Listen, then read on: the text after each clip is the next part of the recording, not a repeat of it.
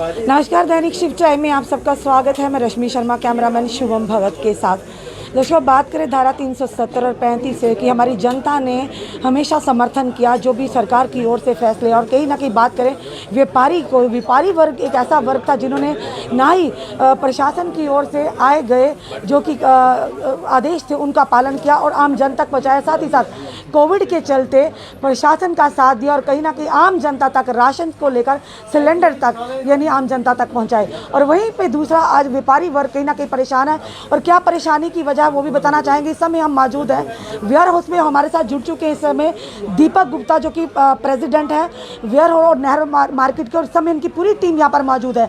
आइए जानते हैं, आज इन्होंने प्रेस वार्ता भी की और प्रेस वार्ता का जो कारण था वो कि रिलायंस स्टोर्स जो जम्मू में खुलने जा रहे हैं उसको लेकर। दीपक जी, सबसे पहले आपका बहुत बहुत स्वागत है। थैंक यू, धन्यवाद। क्या कहना चाहेंगे दीपक जी? जिस तरह से 5 अगस्त 2019 के बाद जब 370 हटी थी और हमारे जम्मू के व्यापारियों ने बड़ी शान से उसका स्वागत किया था, जम्मू की जनता ने, मैं समझता हूँ उसके बाद 2 साल के बाद हमारे जम्मू के व्यापारियों को चुन चुन के बाहर निकाला जा रहा है।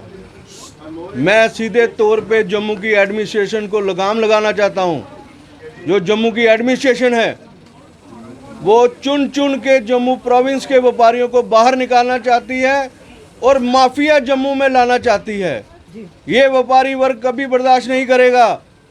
पहले इन्होंने वाइन ट्रेडर का क्या हाल किया और अब बारों की बारी, और उसके बाद ईंट भट्टों का क्या हुआ, और अब 100 स्टोर खुलने जा रहे हैं रिलायंस के। जो गली मोहल्ले में व्यापारी है उनके पास कौन जाएगा? जो एक छोटा सरकार एम्प्लॉयमेंट तो जनरेट नहीं कर रही, जो जिनके पास रोजगार नहीं है, वो अपने रिश्तेदारों से थोड़ा पैसा इकट्ठा करके एक गली मोहल्ले में दुकान खोलता है, लेकिन सरकार उसको भी तबाह करना चाहती है। ऐसा व्यापारी, जम्मू के व्यापारी कभी बर्दाश्त नहीं करेंगे। आपके माध्यम से साफ शब्दों में संकेत देना चाहते हैं सरकार को कि अगर ये पॉलिसी अगर उन्होंने वापस नहीं की तो व्यापारी जम्मू का सड़कों पे होगा और भूख हड़ताल भी करेगा और धरने प्रदर्शन भी चलेंगे। उसके लिए सरकार जिम्मेदार होगी। आप एक देखो, बड़ा मगरमच्छ जो जिनके पास बड़े बड़े एयरपोर्ट हैं, रिलायंस वालों के पास बड़े बड़े एयरपोर्ट ले रखे हैं, रेलवे स्टेशन ले रखा है, गैस है उनके पास, पेट्रोल है और जियो का बहुत बड़ा नेटवर्क है। तो अब लेकिन ये बड़ा मगरमच्छ छोटी मछलियों को खाना चाहता है। होना ये चाहिए छोटे व्यापारी जो है छोटा काम करे और जो बड़ा व्यापारी है वो बड़े काम करे, तभी सरकार की उन्नति होती है, देश की प्रगति की ओर जाता है और देश में विश्वास का माहौल पैदा होता है।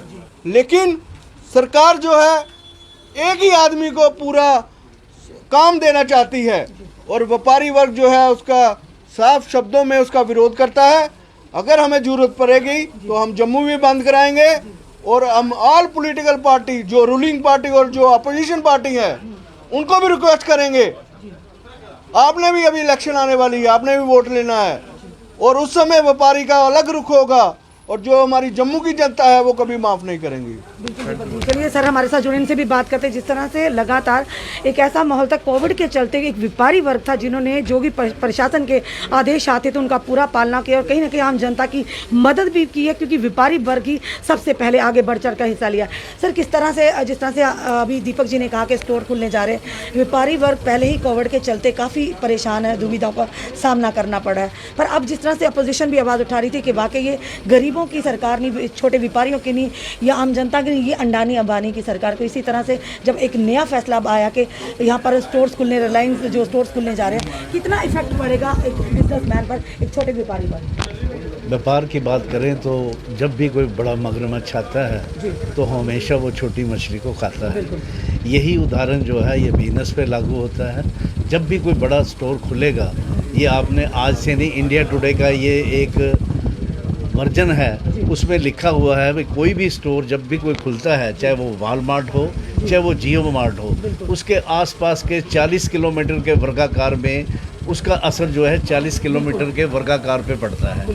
तो आप सोचिए, जब आपके घर के पास या आपके पड़ोस में वो जियो मार्ट खुल जाएगा, वो आपको कोई ना कोई फैसिलिटी देगा तो वो छोटे दुकानदार को ख़त्म करेगा।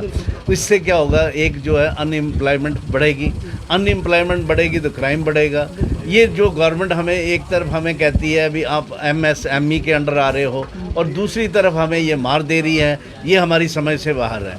हमारी आपके चैनल के माध्यम से गवर्नमेंट से अपील है, आप हमें बार बार कह रहे हैं भी हम एम्प्लॉयमेंट जनरेट करेंगे, ये एम्प्लॉयमेंट जनरेट नहीं कर रहे, ये एम्प्लॉयमेंट को ख़त्म कर रहे हैं और इस ख़त्म करने के लिए इसकी सरकार जिम्मेवार होगी, ना कि पब्लिक होगी।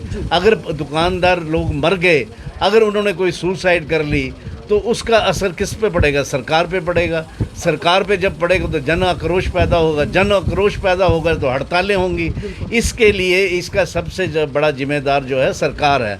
हम आपके चैनल के माध्यम से गवर्नमेंट से ये अपील करेंगे भी इन जो वॉल ये जो आप खोल रहे हो जियो मार्ट वगैरह, इनको ना खोलने की इजाज़त दी जाए ताकि कम से कम जम्मू प्रोविंस अपने हक के लिए और अपने दुकानदारों के लिए बचाव कर सके। धन्यवाद।